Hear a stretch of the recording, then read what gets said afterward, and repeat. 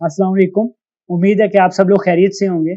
इस वीडियो के अंदर हम डिस्कस करेंगे कि आपको क्यों इंस्टाग्राम के पेजेस खरीदने और बेचने चाहिए और इसके अलावा खरीदते और बेचते वक्त आपको किन-किन चीज़ों का ख्याल रखना चाहिए। इससे पहले कि मैं आपको इस स्ट्रैटेजी के बारे में बताऊँ, एक बात ज़हन नशीन कर लें, वो ये कि ये स्ट्रैटेजी आप सिर्फ़ बिज़नेस अकाउंट्स के ऊपर ही अप्लाई कर सकते हैं। पर्सनल ब्रांड्स के ऊपर आपको ये स्ट्रैटेजी अप्लाई नहीं करनी चाहिए। उसकी सिंपल सी रीज़न ये है कि पर्सनल ब्रांड के अंदर जो ऑडियंस है वो डायरेक्टली पेज ओनर के साथ कनेक्ट होती है। उनको पता होता है कि जो इस पेज का कंटेंट है वो एक स्पेसिफिक पर्सन प्रोड्यूस कर रहा है। सो वो उस शख्स के फैन होते हैं। वो उस शख्स को लाइक करते हैं। सो जब आप उस बंदे का पेज बाय कर लेते हैं, तो जो उसके फैन हैं वो आपको अनफॉलो करना शुरू कर देते हैं और वो आपके कंटेंट को लाइक नहीं करते। सो ये एक वायबल स्ट्रैटेजी नहीं है कि आप किसी का पर्सनल ब्रांड बाय करें और उसके ऊपर मेहनत करें। सो कोशिश करें कि आप बिज़नेस ब्रांड्स के ऊपर या बिज़नेस अकाउंट्स के ऊपर ही ये स्ट्रैटेजी अप्लाई करें। सो अब सबसे पहले बात कर लेते हैं कि आपको इंस्टाग्राम के पेजेस क्यों बेचने चाहिए। सो इसकी 2 ही रीज़न है। पहली रीज़न ये है कि अब आपके पास एक स्किल है, आपको पता है कि 0 से 10 के तक, 50 के तक या 100 के तक ऑडियंस को किस तरह ग्रो करते हैं। हर कोई शख्स ये जो स्किल है ये मास्टर नहीं कर सकता। सो लोग आपको बोलेंगे कि आपके पास 5-6 पेजेज़ हैं, आपकी इतनी ऑडियंस है और एंगेजमेंट लेवल काफ़ी अच्छा है, तो आप अपना पेज हमें बेच दें। तो आप कोशिश करें कि पैरेलली आप 4-5 पेजेज़ जो हैं वो बनाएँ। सो 2-3 पेजेज़ आप खुद के लिए रखें, उनके ऊपर काम करें और उसके अलावा 3-4 पेजेज़ ऐसे बना लें जिनको फ्यूचर में आप सेल कर सकें। सो एक दफ़ा ही सेल करने से आपको काफ़ी ज़्यादा अमाउंट मिल सकती है। सो मोस्टली जो कंपनीज़ हैं और उसके अलावा जो न्यू ब्रांड्स लॉन्च होते हैं, वो इंस्टाग्राम के जो पहले से एस्टेब्लिश पेजेज़ जो हैं वो बाय करते हैं। सो आपको बहुत अच्छी प्राइस मिल सकती है, अगर आपकी एंगेजमेंट लेवल काफ़ी अच्छा है पेज का। उसके बाद जो दूसरी रीज़न है वो ये है कि कभी-कभी आपके जो पेजेज़ के जो एंगेजमेंट लेवल है वो कम होना शुरू हो जाता है और आपके जो फॉलोअर्स हैं वो इंक्रीज़ करने के बजाय डिक्रीज़ होना शुरू कर देते हैं।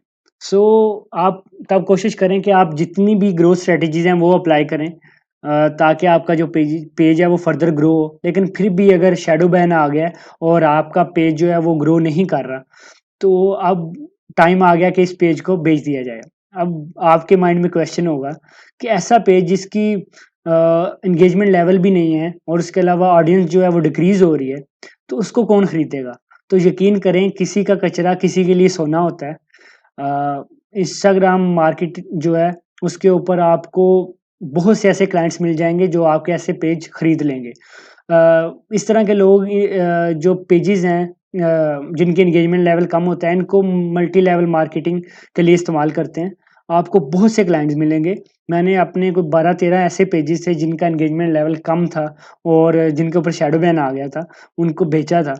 तो वो बहुत अच्छी कीमत में बिक गए थे। सो आप कोशिश करें ऐसा पेज जो फर्दर ग्रो नहीं हो रहा, उसको बेच दें। अब बात कर लेते हैं कि इंस्टाग्राम के पेजेज़ क्यों खरीदने चाहिए। देखिए, ज़ीरो से इंस्टाग्राम के पेज को ग्रो करना बहुत मुश्किल काम होता है। 0 से 10 के तक आपको बहुत ज़्यादा मेहनत करनी पड़ती है। सो अगर आपके पास पैसे हैं, तो आप अपनी नीश के अंदर ऐसा पेज खरीद लें जिसकी 10 के से ज़्यादा फॉलोअर्स हैं और उसकी एंगेजमेंट लेवल भी काफ़ी अच्छा है। सो आपका काफ़ी ज़्यादा टाइम बच जाता है, आपकी काफ़ी ज़्यादा मेहनत बच जाती है और आप बहुत जल्दी ग्रो कर सकते हैं इंस्टाग्राम के ऊपर। इसके अलावा जो दूसरी रीज़न है, हम इंस्टाग्राम के पेजेज़ क्यों खरीदते हैं, वो इसलिए कि हम क्योंकि इंस्टाग्राम मार्केटिंग की नीश के अंदर काम कर रहे हैं, तो बहुत से क्लाइंट्स और कंपनीज़ आती हैं जो कहती हैं कि हमारे बिहाफ़ के ऊपर इंस्टाग्राम के पेजेज़ खरीदो। क्योंकि हमें पता है कि कौन-सा पेज जो है उसकी वर्थ कितनी है। अब मेरा 3-4 साल का एक्सपीरियंस है, मुझे पता है कि कौन-सा पेज जो है वो उसकी कितनी वर्थ है। सो मैंने बहुत दफ़ा अपने क्लाइंट्स के लिए और डिफरेंट कंपनीज़ के लिए, ब्रांड्स के लिए इंस्टाग्राम के पेजेज़ खरीदे हैं उनके बिहाफ़ के ऊपर।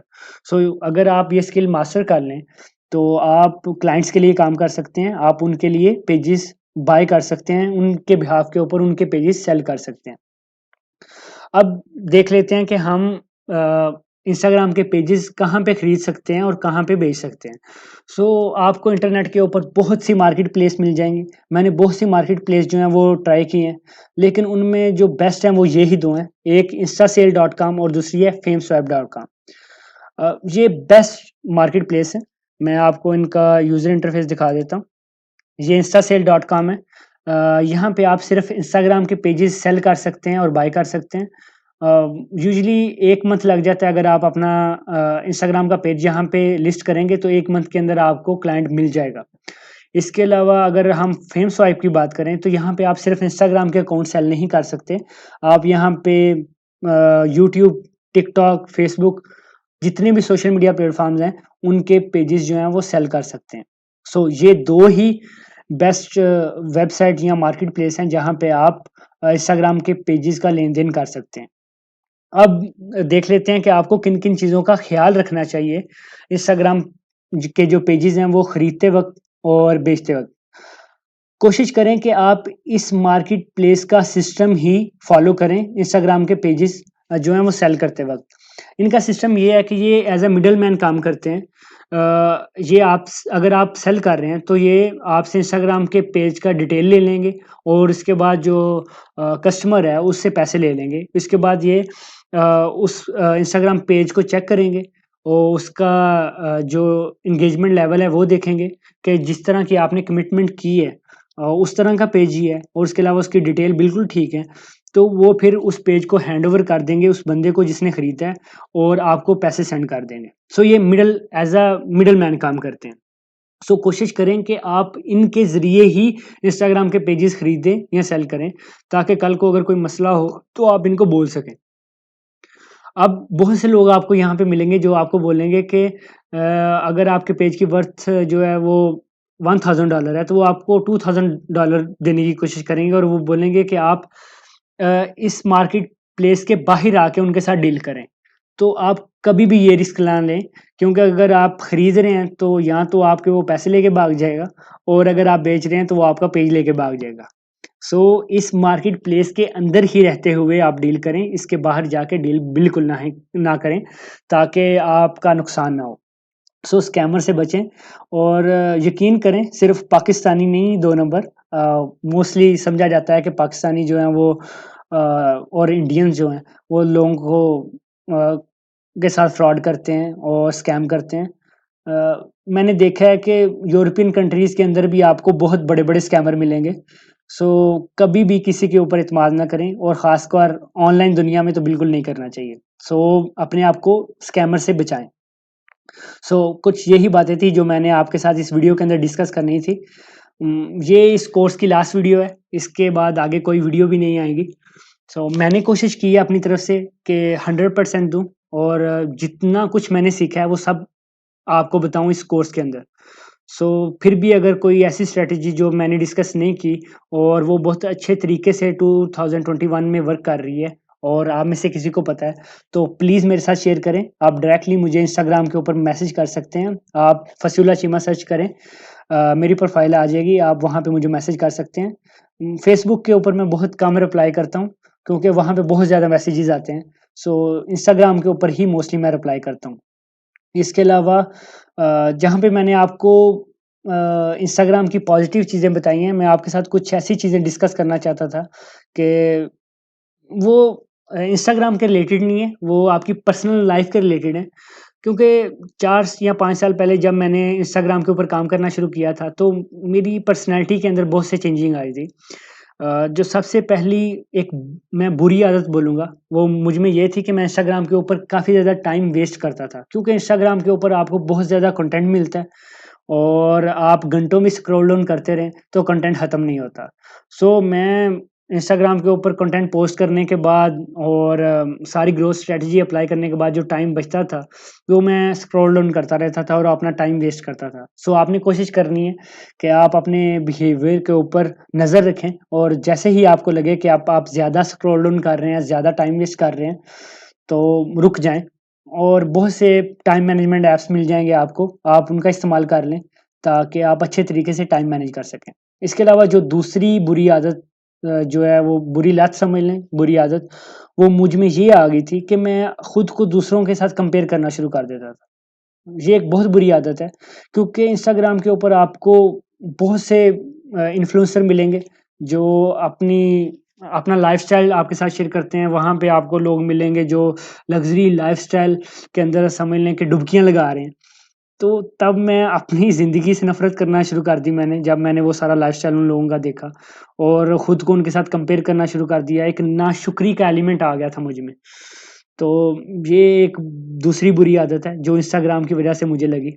अब काफ़ी हद तक मैंने इसके ऊपर कंट्रोल कर लिया है। सो आप भी अपने बिहेवियर के ऊपर कंट्रोल करें, आप अपना टाइम वेस्ट ना करें और नाशुक्री का एलिमेंट अपने अंदर बिल्कुल नहीं आने देना। और वहाँ पे आपको लोग सिर्फ़ अपनी लाइफ़स्टाइल की जो पॉज़िटिव चीज़ें हैं, वो ही दिखा रहे होंगे, आपके अपने लाइफ़स्टाइल की जो नेगेटिव चीज़ें हैं, वो बिल्कुल नहीं दिखा रहे होंगे। सो हम समझते हैं कि उनका लाइफ़स्टाइल बिल्कुल परफ़ेक्ट है। परफ़ेक्ट लाइफ़स्टाइल किसी का नहीं होता, हर किसी की लाइफ़ के अंदर प्रॉब्लम्स होती हैं।